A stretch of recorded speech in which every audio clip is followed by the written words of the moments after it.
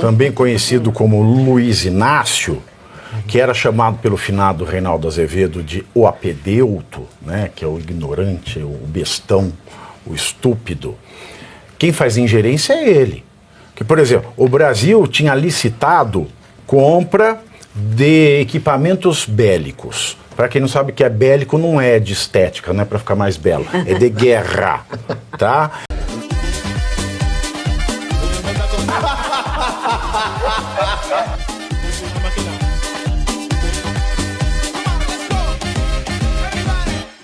Também conhecido como Luiz Inácio, que era chamado pelo finado Reinaldo Azevedo de o apedeuto, né, que é o ignorante, o bestão, o estúpido. Quem faz ingerência é ele.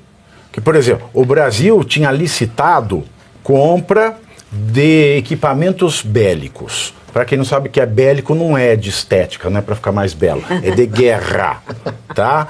Ele tinha feito licitação, ganhou a licitação Israel. O Lula foi lá, porque ele chama o Estado de Israel de genocida, e ele canetou, não vai comprar, compra aprovada. Isso é ingerência.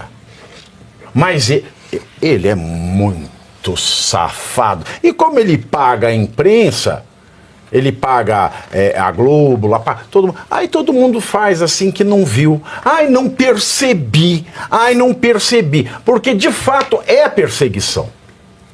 Vamos considerar o quadro, minha gente. O Diogo falou aqui e eu vou passar para o Campete com esse resumo. No Brasil não se pune ato preparatório. Aí tem gente que fala, não, mas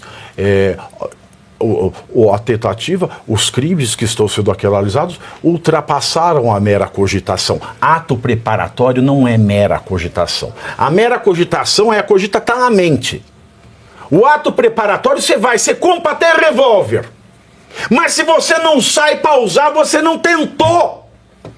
Se você não assinou o decreto de golpe, você não tentou. É o direito. E está na Constituição. Não há crime sem lei, não pode haver processo sem lei. Isso está na lei de abuso de autoridade. Então não teve causa. Agora vamos imaginar que teve causa. Tem que ser investigado. Tem que ser investigado num inquérito. O inquérito que isso foi investigado, veja, já não tem causa, e foi investigado num inquérito em que o PGR, na época, o Augusto Aras, pediu o arquivamento para o Alexandre de Moraes. Exatamente. E o que a lei manda? Quando o PGR pede arquivamento, tem que arquivar, ponto, acabou! É isso daí. O que ele fez? Ignorou e tocou em frente. Ó, foi tocando. Agora, existe a lei, também fala, pode continuar o inquérito que o PGR pede para arquivar? Pode, mas ele tem que mandar para o presidente do Supremo, para o presidente do plenário, e o plenário tem que decidir se ele continua ou não. Fez isso ou não fez. Mas vamos imaginar que ele tivesse feito e o inquérito tivesse rodado. Tá? Nós temos nesse inquérito uma denúncia que foi caracterizada pelo próprio STF nos últimos 2017, olha, 3, 4, nos últimos 8 anos, pelo menos, como tortura. A delação do Mauro Cid é pura tortura e ela é nula, né? Porque vazou para a imprensa, hora que sim, hora que não. Agora vamos passar por cima desse detalhe de toda a nulidade da investigação.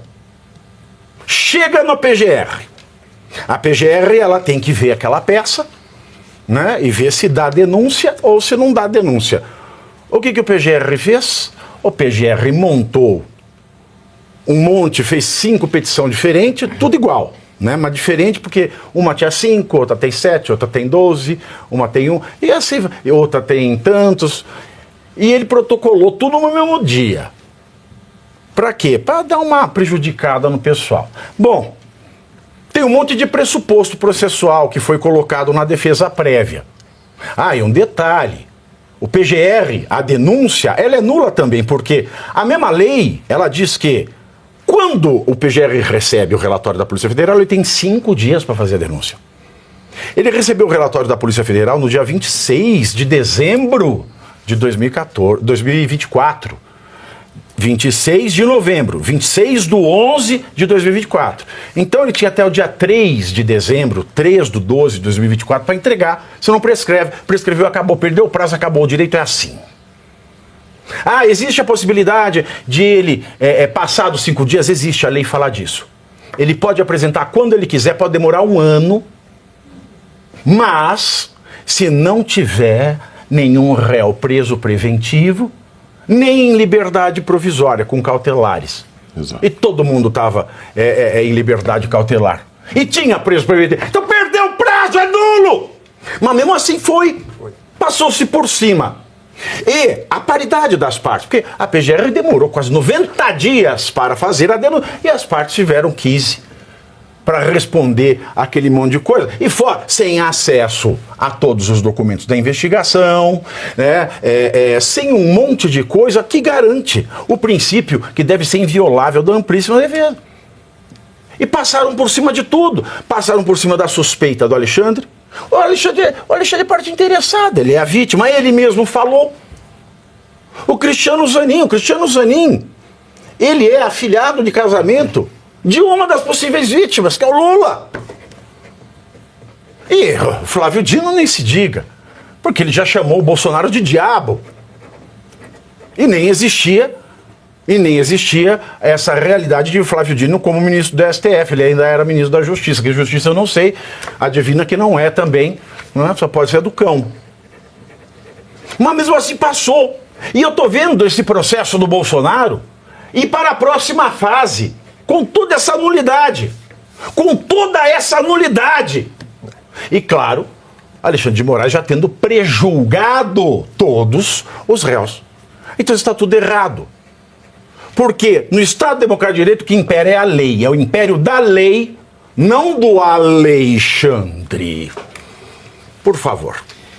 Avinato, como você mesmo disse, né, foram sepultados vários institutos jurídicos, entre eles do impedimento, suspeição. E eu volto à questão que falam do golpe, né? Por que não deram o golpe, então?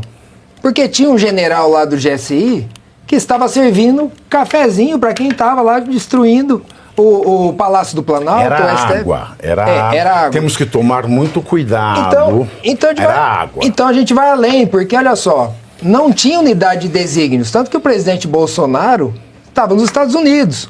O Lula foi ver um problema lá em Araraquara, problema de um bueiro que estava vazando, eu não sei exatamente o que era, mas não estava lá também. Então assim, você teve um bando de pessoas que invadiu a sede dos poderes, e por que não deram o golpe? Porque não tinha resistência nenhuma. Então não havia unidade de desígnios, não havia a direção de todos para esse golpe. Que, aliás, a perseguição ao presidente Bolsonaro começa lá em 2019. Quando ele entrou no poder, ele não pôde, por exemplo, nomear o Ramagem como diretor-geral da Polícia Federal. Isso que é previsto no artigo 82 da nossa Constituição, como uma competência privativa do presidente da República, não é nem do ministro da Justiça. A graça que ele deu a Doniel Silveira. Exatamente. Então são vários. O fascismo imaginário que perseguiu todo o tempo em que o presidente Bolsonaro estava no poder. Então, assim, o que o presidente Trump traduz ao mundo é o que milhões de brasileiros vêm dizendo, inclusive nas manifestações em que o presidente Bolsonaro chama, e às vezes pergunta, mas eu não vou nessa manifestação porque não vai dar em nada. Está dando resultado. Um exemplo é esse. As nossas vozes estão transcendendo as fronteiras, estão vencendo as barreiras e indo para o mundo todo. E o presidente Trump reflete essa nossa posição, esse sentimento dos brasileiros com o atual... Eu vou falar uma coisa, a manifestação... Eu fui nas duas, na terceira eu não fui porque se tem deputado federal e senador lá, eu já não vou. Porque se a nossa esperança é fora e quem está fazendo esse trabalho é o Eduardo Bolsonaro, porque esses deputados federal e senador vão lá, discursam e não fazem nada. Porque prometeram obstrução, prometeram mundos e fundos, porque o povo está preso, gente. Tem gente que está para morrer, tem gente que já morreu. Né? Então eu dou mais valor ao Eduardo Bolsonaro fora fazendo esse trabalho do que ir lá e ver deputado e senador discursar, falar que vai dar anistia, se não tiver anistia vai ter obstrução e depois não tem nada. Inclusive era o final do meu comentário, era o trabalho que o Eduardo Bolsonaro está fazendo lá nos Estados Unidos. Que ele abdicou praticamente do próprio mandato para poder estar lá e mostrando para o mundo o que está acontecendo aqui no Brasil. Então, eu acredito que é essencial esse trabalho, junto com o Paulo Figueiredo, de mostrar para o mundo, de levar para o mundo informações que às vezes ficam represadas aqui. E Pavinato, você sabe de uma coisa que é muito sério do que está acontecendo? Se você começar a perceber como é que está andando o processo, parece que a defesa que tem o ônus de provar a inocência. Sim. É uma coisa impressionante como inverte as coisas. A acusação é tão frágil, é tão vazia, é tão narrativista. Não, ela é nula, ela é fora do prazo. Além de ser fora do prazo, mas o conteúdo da acusação parece assim, sabe aquela coisa? Você cutuca e... Não, o Léo Dias faria melhor, é só fofoca. É uma peça de diz que me diz do inferno. E aí? E o Lula mesmo falou, ele que prova sua inocência. Mas o Lula falou. Olha, são 14... E você aí, já está preparado para ter todos os argumentos para dizer que Marx não foi um cara legal, para dizer que o comunismo não é um lugar para diversidade, para desmontar essa grande fake news histórica da esquerda, que é repetida por nossos professores de história, de geografia, de sociologia, que é repetida nas universidades, que é repetida nos livros. Está preparado para dizer por que Marx não era um cara legal e por que todo marxista raiz também não é, e porque o comunismo é terrível? Você já leu Nos Anais de Marx? Pois é, aqui nesse livro você vai encontrar tudo o que você precisa saber para responder aquele sabichão que diz que Marx é um cara legal, pois não é. Leia agora Nos Anais de Marx, a trolha do comunismo transviado para encaçapar idiotes, à venda em todas as livrarias do Brasil, pelo site ou nas lojas físicas. Não deixe de ler.